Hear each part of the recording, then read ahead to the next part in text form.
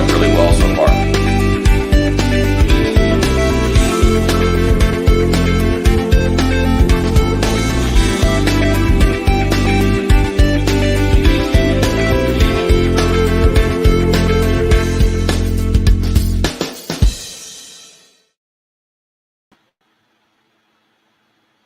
Welcome, everyone. And if our audience did not hear the chatter prior to our internet problems, welcome to the show. And Sharif is having connection problems, and we will take it from there. The topic is the House believes that the metaverse will find acceptance as a substitute for the real world. And speaking for that position is Mr. Rob Enderle. Rob, will you take it? Take it away, Rob. Sure, thank you. And I'm swimming upstream given the fact that the internet is showcasing that it's not quite ready for our conversation, let alone the multiverse. Anyway, the position is this House believes that virtual reality can substitute an actual reality. The House is on the pro side of this, and the reason is because currently that's exactly what's happening. The large-scale autonomous automobile or vehicle testing environment is now moved fully metaverse, into virtual reality. It's been discovered that testing in real-world environments, you can only test at real time, so a month of testing takes a month. Testing in the metaverse or in virtual reality operates at machine time. So when you're testing for a month, it comes down to minutes. And so you can do 200 years of testing in a reasonable period of days, where in reality, 200 years of testing is going to take you 200 years. Now, the pivotal word here is can substitute for actual reality. The cost of that substitution right now is still fairly prohibitive. So it's difficult to use it in its full form outside of very well-funded efforts like autonomous automobiles. We're starting to roll up and ramp up as an industry, or the industry is starting to roll up and ramp up testing for autonomous machines and robots, with the large test, successful test, I might add, being the latest BMW plant that was opened in Germany, that was created first fully in virtual reality, and then was assembled based on what was discovered there.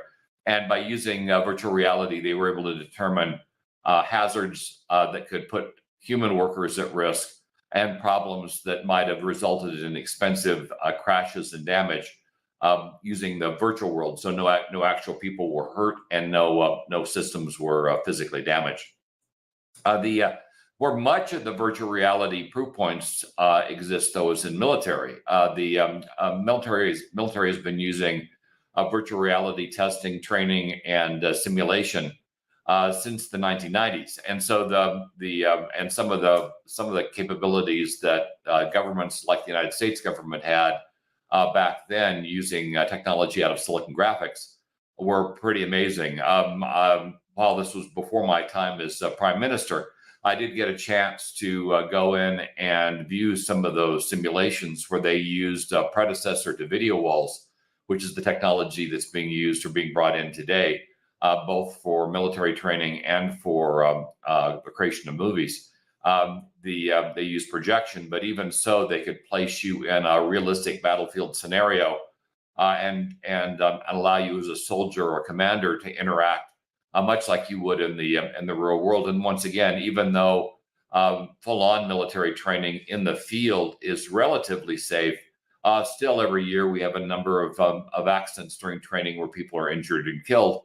And to date, we've had none of those accidents recurring in virtual world training. So the virtual world training is even when done at real time and using people, is far safer and just as effective, nearly just as effective as it is in the real world. And that's where it comes down to can, because there are elements of validation that you still need to do in the real world to make sure that your simulations are accurate. But let's give you an example of typically how you do a simulation, military simulation. before we had virtual reality. If you were going to develop equipment to work in the Sahara Desert, you would do testing in the United. If you're in the United States, do testing in the United States desert. But the United States desert and the Sahara Desert are enough different to be concerned about how equipment would actually hold up and survive in what is a very different kind of sandy environment and with different heat profiles. In Death Valley, it is incredibly dry, but in certain areas of the Sahara Desert, you might actually have high humidity, and so equipment that was tested and spec'd in the Death Valley may not perform well in the Sahara Desert. But with virtual simulation, you can simulate anything and add the humidity and add the other elements and see if the equipment will hold up. More importantly, you can actually simulate the equipment in component form. So you can look at what's happening at the bearings real time, what's happening with regard to the engines real time, and explore invasively what's going on virtually, where it's still today in the real world, it's very difficult to tear apart an engine while it's running or to observe the combustion process while the engine is functioning. It can be done, but you have to put windows in the hardware, and even so, our ability to instrument, amazingly enough, our ability to instrument that hardware is less than our ability to instrument virtual hardware, where we can actually go in and look at the interaction at a molecular level while the equipment is running. Now, it's all under simulation, but do recognize that we've been able to introduce a capability like full physics for nearly 15 years now, and look at exactly what the wear patterns are, what the impact of intrusion of sand and of microelements would be in the equipment as it reached those very different environments. And with climate change, we have to anticipate things that haven't happened yet. For instance, where one of my very close friends lives in Bend, Oregon, in one given day this last week, they had a blizzard in the morning, and by the afternoon the sun was completely gone. An unusual event, even for them. It's hard to test for that in the real world, because introducing snow when it's not freezing at scale can be very costly and expensive. But with simulation, we can do that on with just the twist of a virtual dial and an adjustment, making it easy to test what would happen if, for instance, it snowed in Death Valley, or a flash blizzard came into Paris, or suddenly London had no fog. Amazing events that would rarely happen in those environments. And so in many situations, virtual reality can substitute for actual reality, and should substitute for actual reality, because it can anticipate things that either happen occasionally or will happen in the future that we can't easily test for now. Coastal flooding, hurricanes and tornadoes where they haven't existed before, major weather events where they haven't occurred before, the ability to test flood operation systems and control systems. Just to see what would happen, for instance, if you had a blizzard in an area that had never had snow before. How would you deal with that?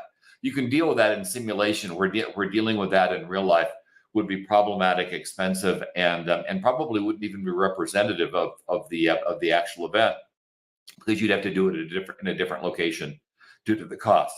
So we believe that virtual reality can substitute for reality, because it does substitute for reality. It substitutes for reality in the military. It substitutes for reality for autonomous vehicle and autonomous machine training.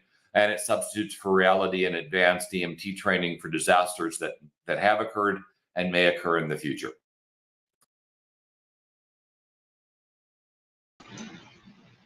Thank you very much, Rob. And speaking for the lead on the opposition is David Smith. David, please. Rob, thank you so much for your introduction of this and the examples you used, which are actually great examples to look at of the world or artificial reality and how it has its good and bad. And we're going to focus a little bit on the incomplete parts and the other parts of it.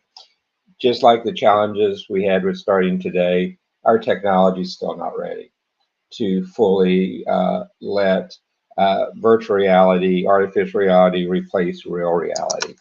And you begin to look back through the different elements of this. And for example, one of the things that often you hear from people and philosophers debating the same question is virtual reality has cheap emotions. It's one thing to experience Niagara Falls in person, and a different thing to experience in virtual reality. They just don't hold the same. The majority leader talked about war simulations. I was at an event yesterday with the immediate past commandant of the U.S. Marine Corps, and it was an artificial intelligence conference, and we were talking about the use of artificial intelligence and virtual reality in the fog of war, in the reality of war.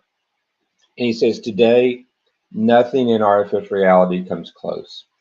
He says, the closest he has is I, as the commandant of the Marine Corps, would be Jean-Luc Picard. And I would have Commander Data there to help provide my information needs. He would be my first officer.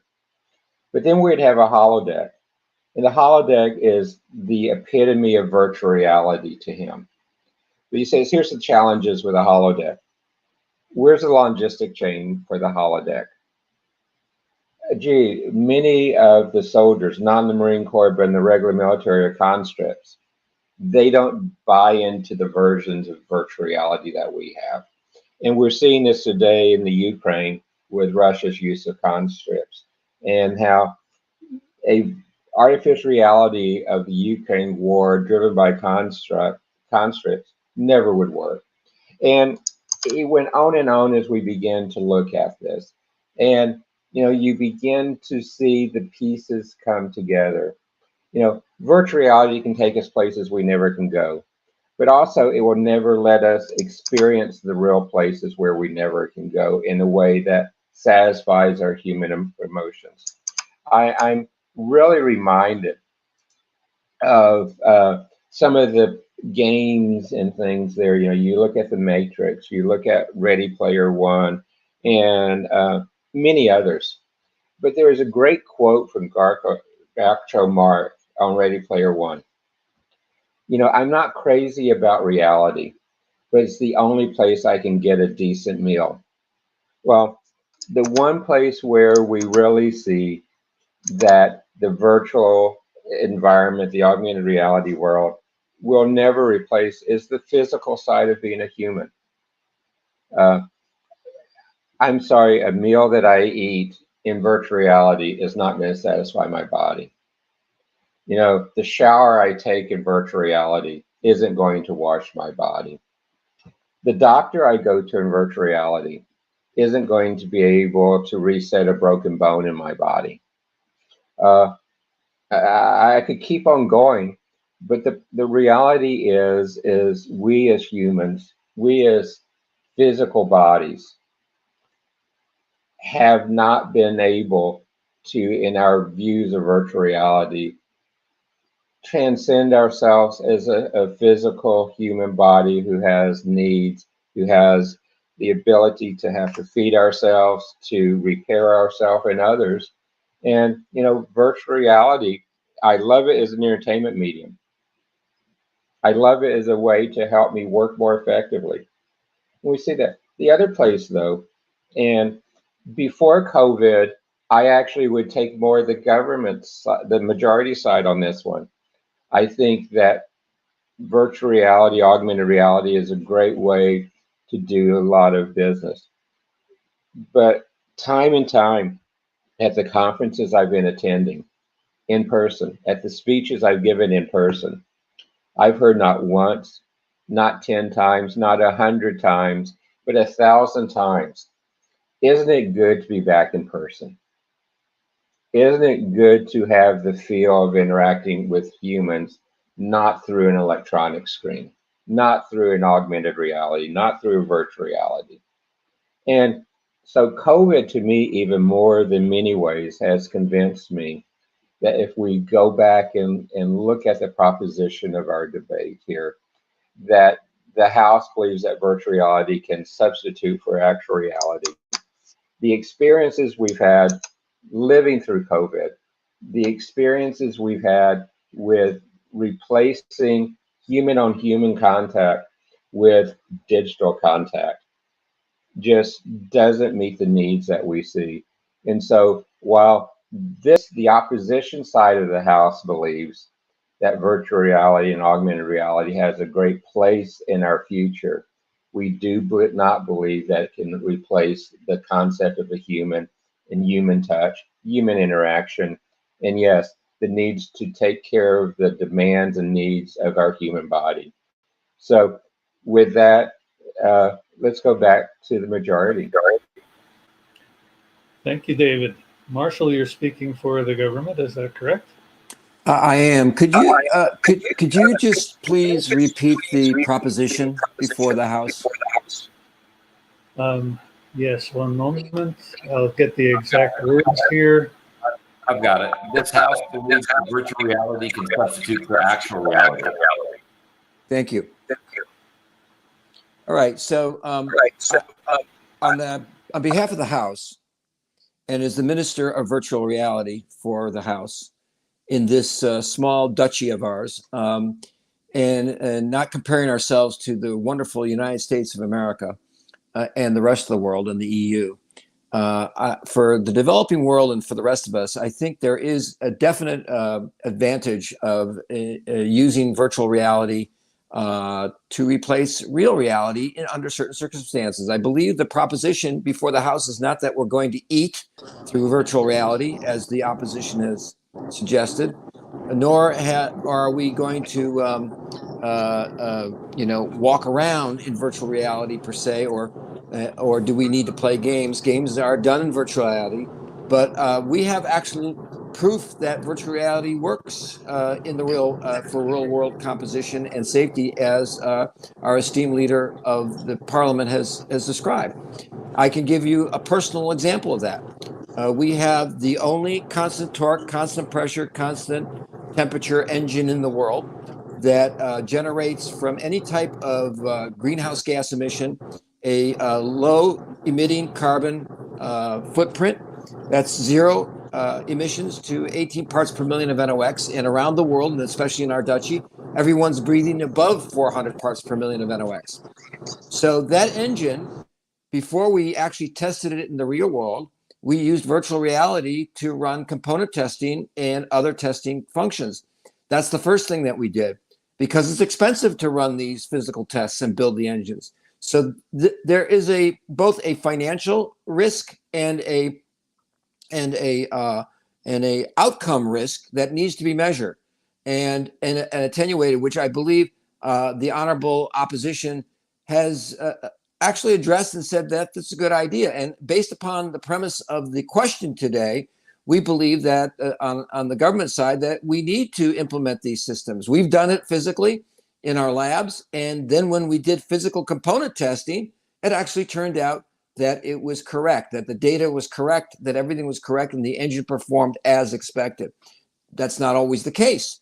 And sometimes you need to better do the testing first to determine if there's issues that show up in the virtual reality side. You can attenuate and go back to the drawing board and not have to build the system and spend more money, but first solve the mathematical constructs and problems that are that face people. Basically, virtual reality in this context, in industry and in medicine, is all about cost benefit, and at the same time serving practical applications that will save people's lives or prevent harm. And that can be either medicine, or it can be an industry, or as our honorable leader of the government has stated, also the military. Now, it's true that David, the honorable opposition, has been in sessions and has talked about this, and he quoted the Marine general. But there are other opposition, there are other military leaders around the world that have used virtual reality, state of the art, for military training, and it does work. And by the way, the U.S. military does use virtual training for certain components. It's not for everything, but the premise of today's debate is, can it be used? And it has been used, and it can be used. So it may not be for everything yet, but like everything else, as technology improves, it will be expanded. So the House contention is that, yes, virtual reality can be used, is being used, and will probably likely to be used in the future and be expanded. No, we're not going to eat our meals through virtual reality, but we will proceed. And that is the position of the government. Thank you very much. Thank you, Marshall. Now, speaking finally for the opposition is Ms. Ali Rice, and let me cheat a little bit as a moderator and note that the vast majority of the world's people are not military and not scientists. And will you address the benefits and dangers of the metaverse for the ordinary person? You're muted. Please unmute yourself. I'm a creative and an educator, and I do use VR. I think the thing is, because I had to sat nav this morning, so I'm using VR there. So I think if it's giving us efficiency, so it enhances our lives, it's a good thing. But if it kind of takes over, so we lose kind of control or kind of substance, or even, you know, because one of my things is that we live in a beautiful area of the world, and kind of access to the outdoors and nature and kind of health and well-being is really important. So I think virtual reality I don't think that's going to be substituted in any way, shape or form. But I think the kind of applications for medicine are really exciting. The applications for learning online are brilliant too. And I think since 2020, I think we've all realized that, you know, everybody that's on this panel and other speakers, we wouldn't have the connection we do without this kind of network that's always been virtual. And it feels like we know one another. And, you know, so I think the thing is that kind of technology to enable communication and connections, fantastic. So I think but it really needs, it's about efficiency and securing ways of doing things. So it facilitates something that's optimizing potential and kind of creating space and kind of unique ways forward so we can innovate. So if virtual reality is doing that, that's a good thing. But there's no substitute to having a teacher that's in person in a classroom of kids so that there's one-to-one reaction. And there's no substitute to having somebody that's caring, compassionate if you need, you know, a doctor or a nurse or you're kind of elderly. So I think virtual reality will never kind of replace those things. So there's an element of compassion and kind of the nuances of understanding as well that you know, that digital technology still doesn't do in the same way as a human being would. So yeah, that's a place for it, but it won't take over. Thank you for that view. On the opposition side, I see that our advisor, Mr. Talib Rifai, has joined us. Mr. Talib, do you have a comment to make? If you're able to join us with the internet connection, can you have a comment about the benefits and risks of the metaverse?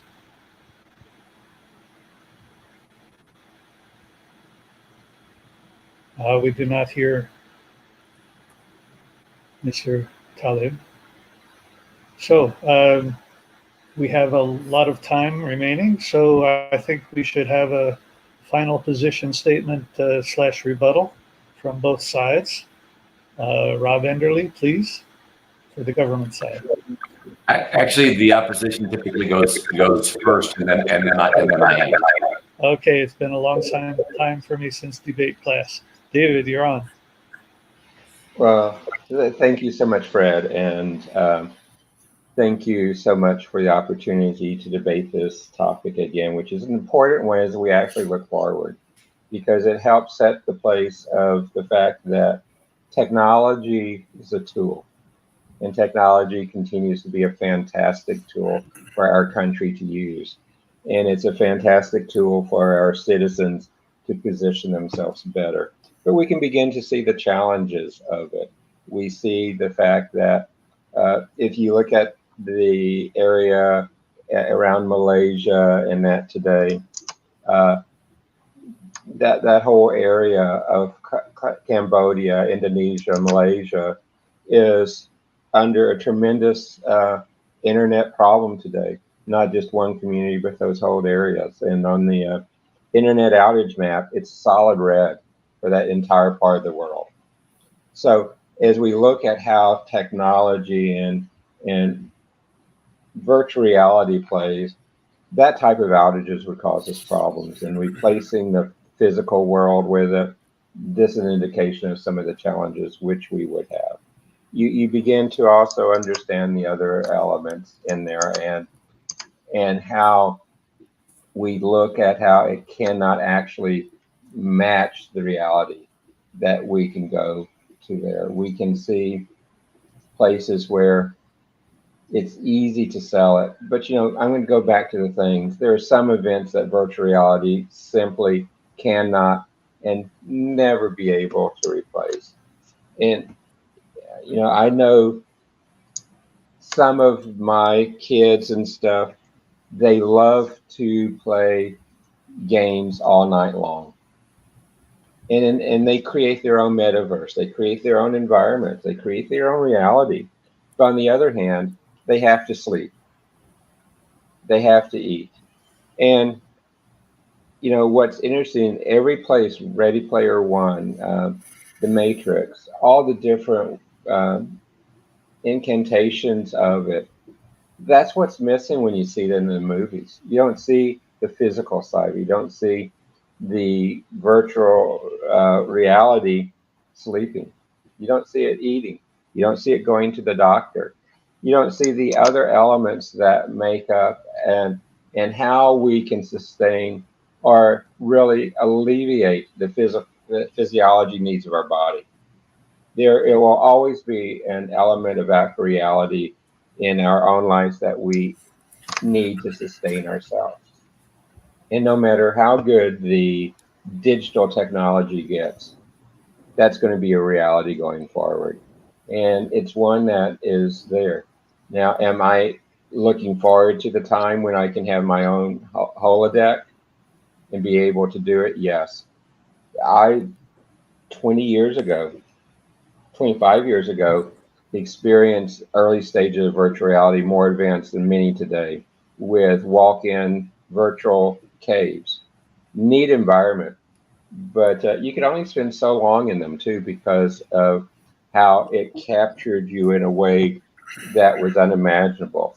We also understand that when we're in virtual reality, it really takes away from the rest of us. Let's go back and look at Plato's allegory of the cave, where we didn't know the actual reality on its reflection, a bunch of fragments, and a bunch of clues that we then tried to put together.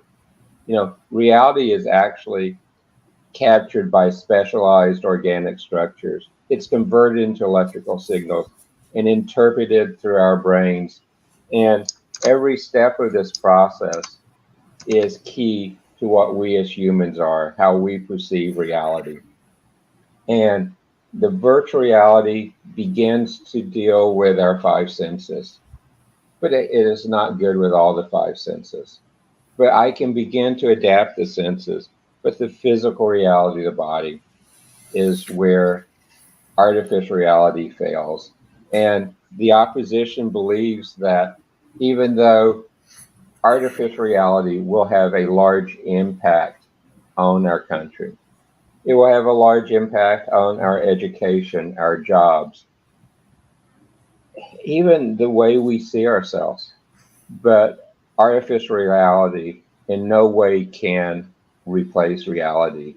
And do we as a nation want to see our citizens become artificial reality environments and displace the sense of community, of our culture that we have worked so hard to put in place here? And replace the ability of us to go and eat the unique foods we have in Malaysia, the unique experiences we have in Malaysia, the unique smells. Even if you go to Ready Player One and look, they had to put on a bodysuit to begin to experience the artificial reality they had there. I guess we do that too when we go and put on a suit and tie, or when we go and put on a bathing suit at the beach. But, there's still the difference between the artificial reality in that. I just don't see how artificial reality can replace the smell of me and the feel of time on the beach, the saltwater air, the feeling of the waves against my body, my sand between my toes, the food there that is served over the fire on the beach. Those experiences, that is what makes us human. Where we use artificial reality, yes, but we need to continue to keep our human experiences. So thank you very much for the opportunity to represent the opposition. Thank you, David. I would never have had you pegged as a sensualist. I'm very impressed. Um, we do have time for some brief additions from the other team members. Please keep to your role. Marshall, do you have any additional comments? I believe that the honorable head of government goes next. Oh, you're correct. It's still early in the morning for me. Sorry. No, it's all right. Yeah, typically this is where the government closes and sums up.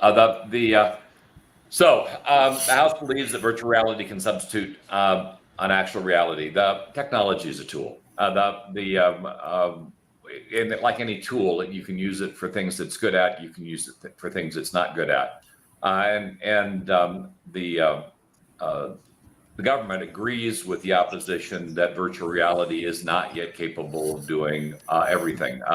Feeling sand between your toes, it can't do that yet. However, having a remote doctor set a bone in virtual reality, that's being done today. The Mayo Clinic, no less, indicates the telepresence is in wide use now with people operating on patients in other regions and locations over the internet, and being able to overlay virtual reality over reality in order to do that as well within our capabilities. May not be necessary yet, but we absolutely can do that. And telepresence has a number of benefits over doing it in person, including lower infection rate. And far higher precision in many cases than if the doctor was using their actual hands. There are huge benefits, and as they implement robotic controls and oversight, there at least is a potential for far fewer mistakes as well, because the AI will highlight and identify both areas to be operated on and areas of concern that the doctor may not be able to see with their own eyes. The opposition has indicated virtual reality as an entertainment medium, which it is. The virtual reality in multiplayer games has been around for a long while, and when the opposition, Ali Rice, indicated that virtual reality could not replace a teacher, that's actually in test and is showing very promising. The issue with education right now is there aren't enough qualified teachers for the number of students that are in place, and funding education has been problematic. But testing has shown that you can use a virtual teacher at scale and provide a higher level of interface with the student for a far lower cost than using actual teachers. And the issue isn't so much replacing teachers because they're an excessive expense. Right now, the issue is we don't have enough of them, and students that have special needs are being left by the wayside because we just don't have enough special needs instructors. And often with teachers and special needs kids, you really can't have a classroom of 40, 50, 60 special needs kids and provide them with the kind of support they need. It's more like 1 in 5, 1 in 3. So you can scale in virtual reality and using artificial intelligence to 1 in 5, 1 in 3. We are unable to scale to that level with human teachers right now, and so a lot of students that otherwise would get the help that they need are not. It was mentioned that a Army officer had indicated that playing games in a holodeck would not be beneficial. Well, the U.S. military has been playing games in the equivalent of holodecks for decades now. That's where an awful lot of fighter pilots are trained, bomber pilots are trained. That's where a great deal of training is done for squads. The Navy SEALs use virtual reality for scenario training. Even law enforcement has been using virtual reality on and off, depending on the venue, for training on engagement and interaction. And it's been incredibly beneficial, particularly with regard to avoiding the problems with racial profiling and identifying officer bias. You can put an officer in a high stress situation in virtual reality and see how they will react far more easily than you can do it with actors in reality, and with far less danger. If somebody goes off the rails in virtual reality, they don't hurt anybody. Where if somebody goes off the rails in a physical simulation, there have been and will undoubtedly continue to be injuries as a result. So virtual reality does provide a much higher safety level, which can mitigate the admitted shortcomings with regard to being able to feel sand between your toes and being able to smell the meal that you're virtually eating. We're nowhere near capable of providing virtual meals. Though we have messed around with smell a bit, most of those experiments have failed as soon as they tried to scale, but it does show the possibility of being able to do things like measure smell. But where virtual reality is working incredibly well is for things like architectural simulation, and as I mentioned before, the use of autonomous machines in all venues, because it keeps people safe, and you can do simulation at machine speeds. I want to leave you with this. Back years ago, Thomas Watson famously said the market for computers was maybe 5.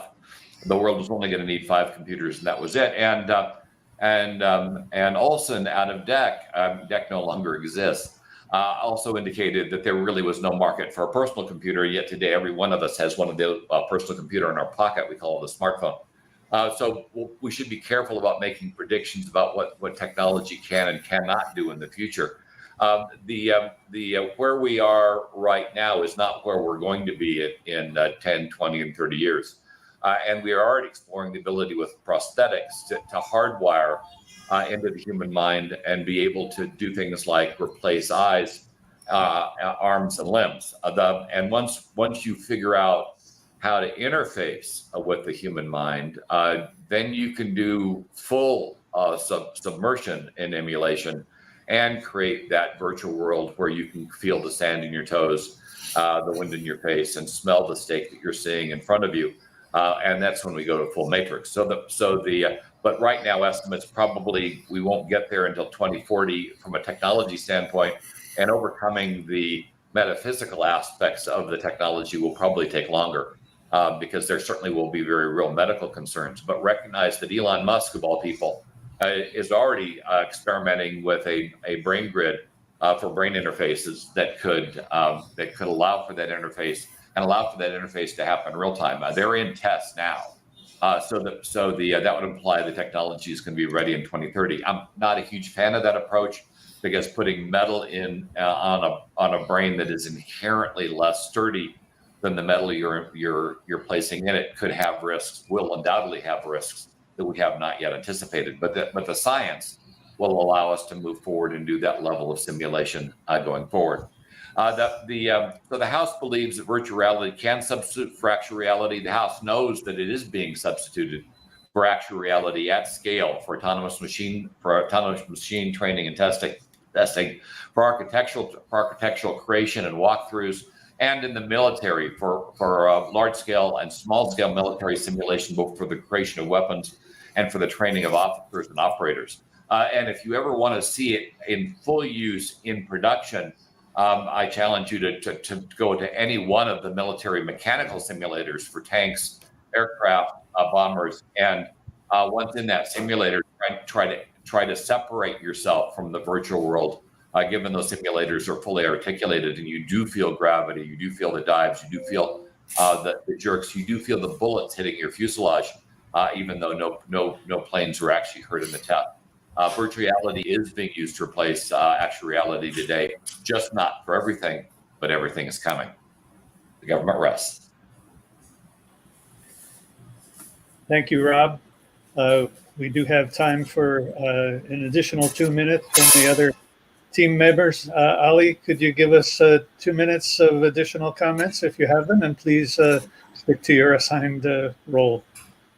Okay, so I think we need to question what we want our reality to be. So I think the implications for technology and military is quite disconnected from us as you know, in normal circumstances.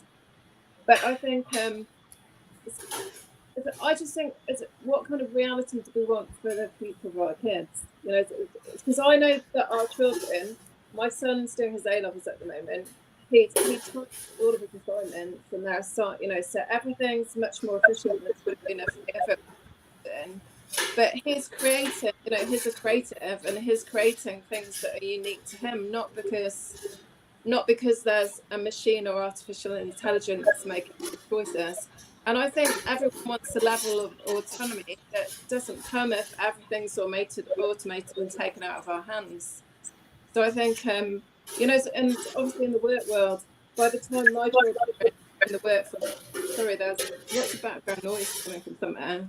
You know, so that most of the jobs that they do probably aren't careers, aren't jobs at the moment. You know, so I think, and I think there'll be more options for people to create their own, you know, be entrepreneurs and create their own kind of businesses that fulfill, you know, certain things. So I just think virtual reality isn't really I don't think it's offering solutions, but offering kind of definitely kind of in gaming it's bringing an interaction so that I don't have to take my kids to everyone's house because they can all come online and be together. So there's a virtual space that can bring them together.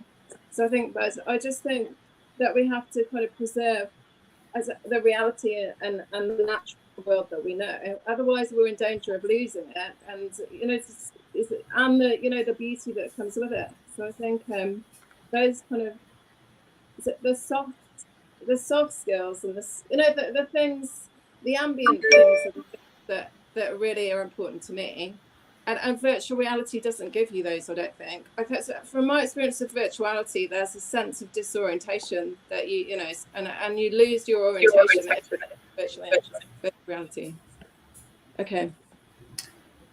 Thank you, Ali. Marshall, to conclude. Well, yes, thank you. I think our esteemed head of government, Rob, Prime Minister Rob, has actually articulated the premise of today's debate. My observations is that I believe that the opposition and the government are actually in violent agreement.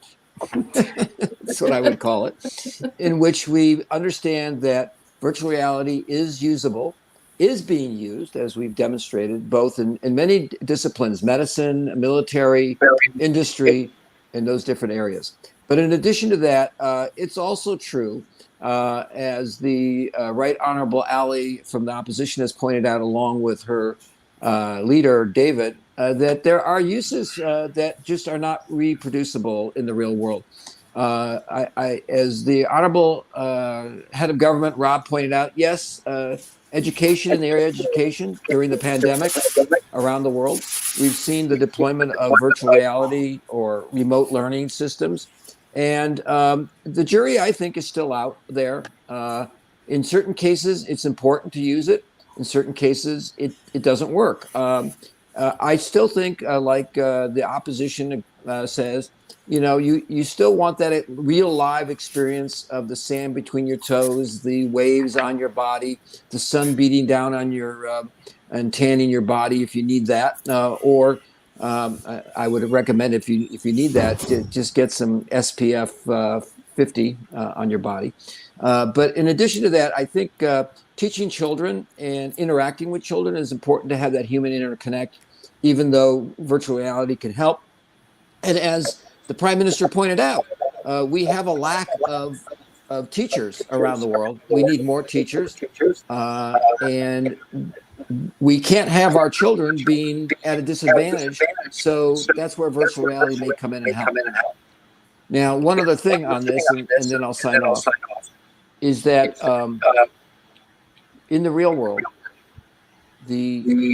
Ali, could you mute? I think it's you. We're getting feedback from you, Mike. Thank you. Sure. Yeah, thank you. I think in the real world, what we're going to see is that as we progress forward, because of the growth of population, because of the climate crisis, which is a existential threat. And I'm not talking about Putin dropping nuclear weapons or chemical weapons on Ukraine. That's a different existential threat, which could precede everything. But if that doesn't happen, hopefully it doesn't, our next existential threat is the climate crisis. And virtual reality is a tool that we are currently using and advocating in the use of addressing the climate crisis. It has a role to play here and now. It will expand over time. And one other point I want to make is, and I just remembered this, in Japan right now, elderly people, the elderly population is significant there compared to the rest of the world. And they are using virtual technology through robots to address and be companions to elderly people. And the success rate is phenomenal. So there is a role there. We've seen it. It's in the real world, and it's going to stay here for some time to come. And I don't believe it's going to be replaced. I think it's only going to grow. But at the same time, I state we are in virtual reality. We are in violent agreement on this premise from both the opposition and the government. And I take my leave on that. Thank you very much, Marshall. Okay, I will take the moderator's privilege and do some summation here. Yes, we are in agreement, both sides. I hope it is not a violent agreement. What happened to the screen? I think Professor David Smith wants to share something. Well, actually, it was for you, Sharif. That's the internet outage response was being existing right now. Okay, thank you. Yes, I faced the same trouble, but now I'm observing it's solved. At least in my office, it's solved. So yes, Professor Fred, like you can comment, and as a debate observer, I want to give some comments after you. Sorry, Sharif, what did you say?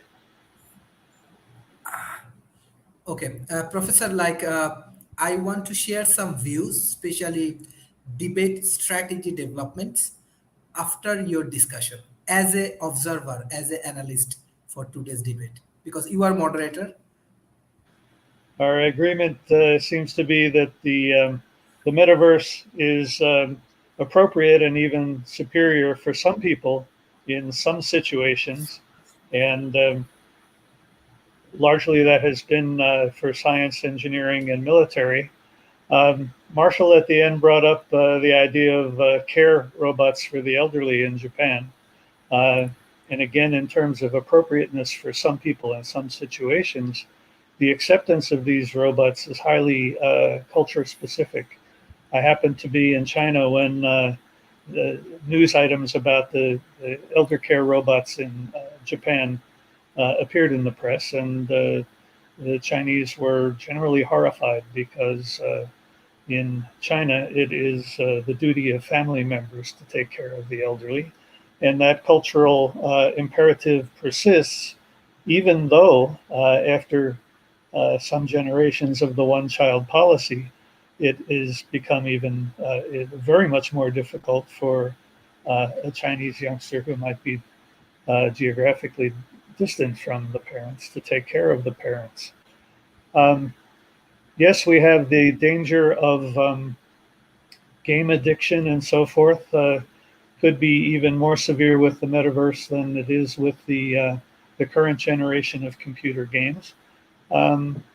But the use of the metaverse for serious simulations, which our government representatives today emphasized, is absolutely constructive and wonderful. If we look at a spreadsheet of data, we use our brain to make a decision. If we have sight, sound, and some spatial sense, as we might in a metaverse multi-dimensional representation of data, it gives us a chance to engage the gut too. And we know that we make the best decisions when our brain, our gut, and our heart are more or less in agreement. And I think the probability of coming to that kind of um, multi-physiological decision is greater when we have multidimensional data representation in the metaverse. Now, the point was made that especially after the pandemic, we all hunger for human contact in the real world. And this is a very serious consideration at this time. As life comes back to normal, when we hope, then I think we'll have people will strike their own balance between the meat world and the meta world. If you're old and sick, you may want to escape your body and live most of your life in the metaverse. And the point was raised that the metaverse can be extremely useful for the education of special needs kids. But in discussions like this, when a proposition is put forward, it's often an implicit assumption that the alternative is the status quo. And we can't assume that this is the case, especially as when we wear our hats as technology futurists, because progress is being made in the biological world too, in the biological sciences. We will be able to cure some of the maladies that the special needs kids experience. We will be able to make progress on longevity and ease the troubles that elderly people experience with their bodies. And for people like these groups, the appeal of the metaverse as an alternative will be less because life in the real world is improving thanks to scientific progress. So I accepted Sharif's invitation today because coincidentally I had just written a short essay on this, and which does not duplicate the arguments made here. And I will post a link to that blog post on the Facebook under this dialogue where it appears on Facebook. So thank you, Sharif, for the invitation. Thanks to all the panelists on both sides for wonderful arguments. And Sharif, I turn it over to you. Thank you, Professor, for your excellent debating session. I really enjoyed a lot today's debate because how actually different speakers participate in this debate. It's really, really amazing.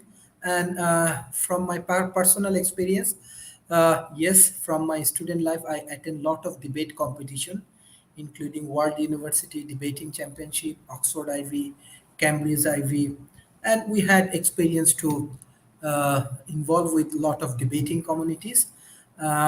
Yes, in 2013, Bangladesh was World Debate Champion. In some point, we get experience to win against Harvard University and many, many large universities from a small country of Bangladesh. But that is a very good experience we get that how to integrate it with the developed world. And most important thing is that World Talent Economy Forum we develop because we want to contribute for human progressions. Today's, in terms of subject matter expertise, I do not want to say anything, but a few strategic things I just want to add. Let's say why we are organizing this debate. First thing first, we want to develop an open-minded community. Developing world still they need to improve. Let's say if we observe USA, definitely a big country for a democratic country. Most of the democratic countries actually follow UK and USA model. Asia has different view. Still developing nations, they may have to improve the democratic culture. Yes, India is the biggest and largest democratic country around the world, and their democracy and institution is very, very strong.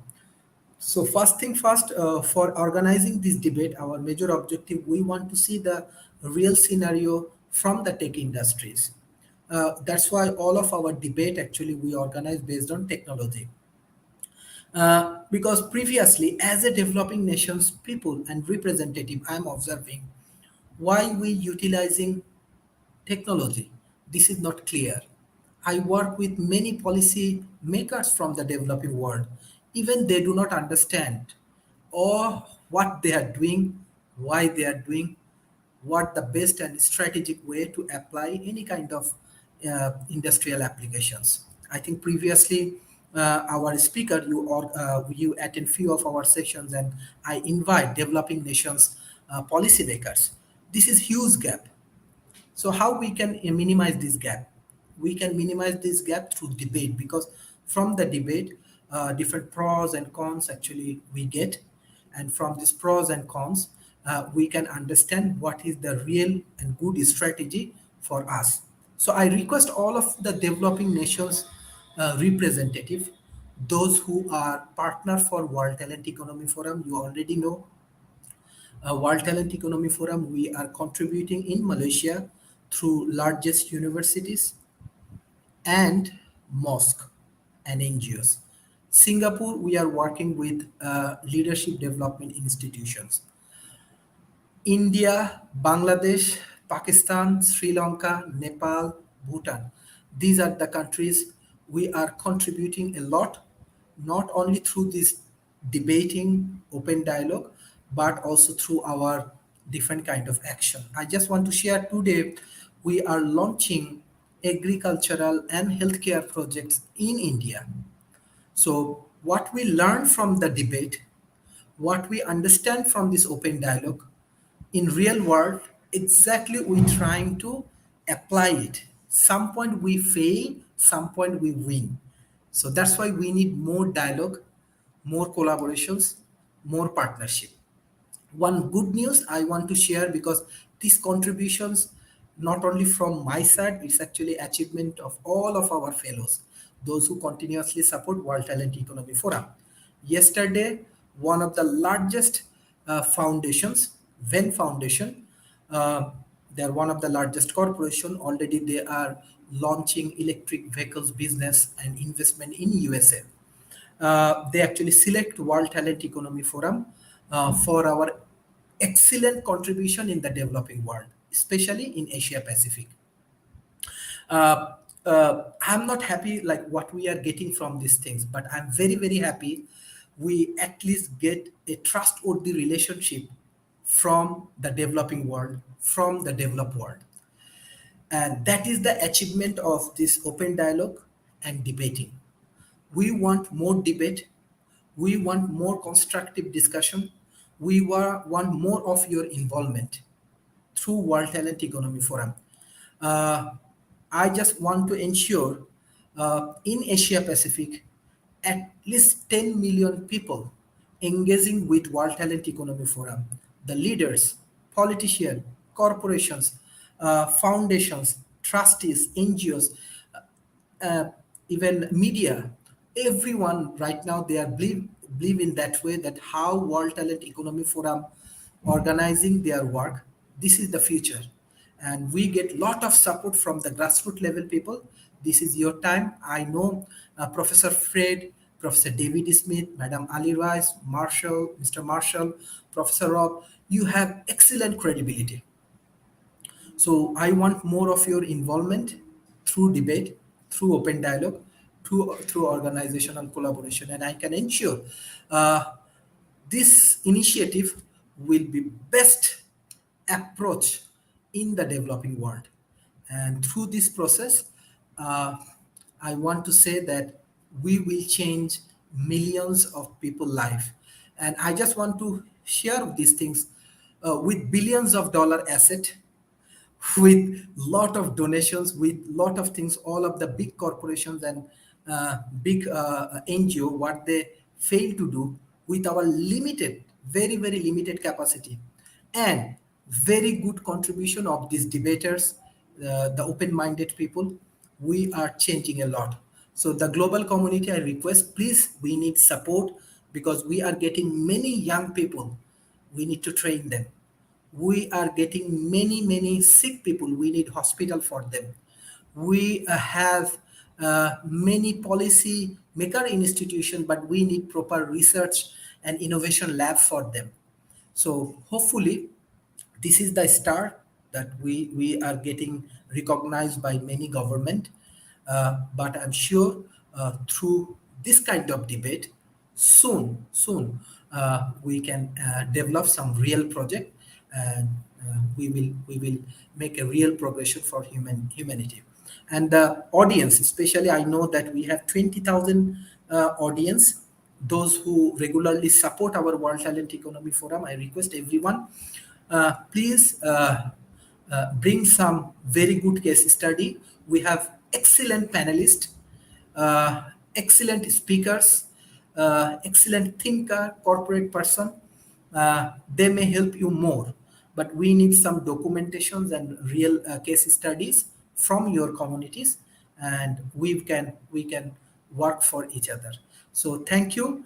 Debate actually very helpful, especially for developing a democratic society. We need really a very like big amount of change in the politics and policy development.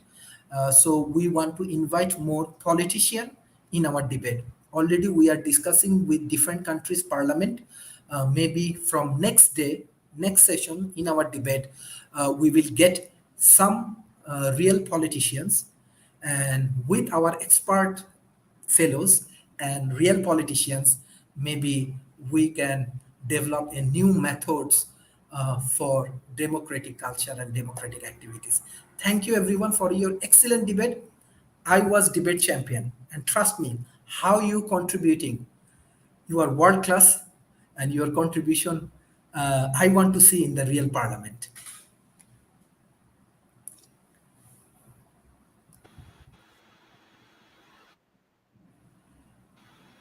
Thank you, Professor Fred. You can concluding the session. All right, and that we conclude. And thanks very much, everyone. And we'll see you on this forum next time. Thank you, Professor. Thank you. Thank you. And Professor, your write-up, you can publish in our website. Thank you.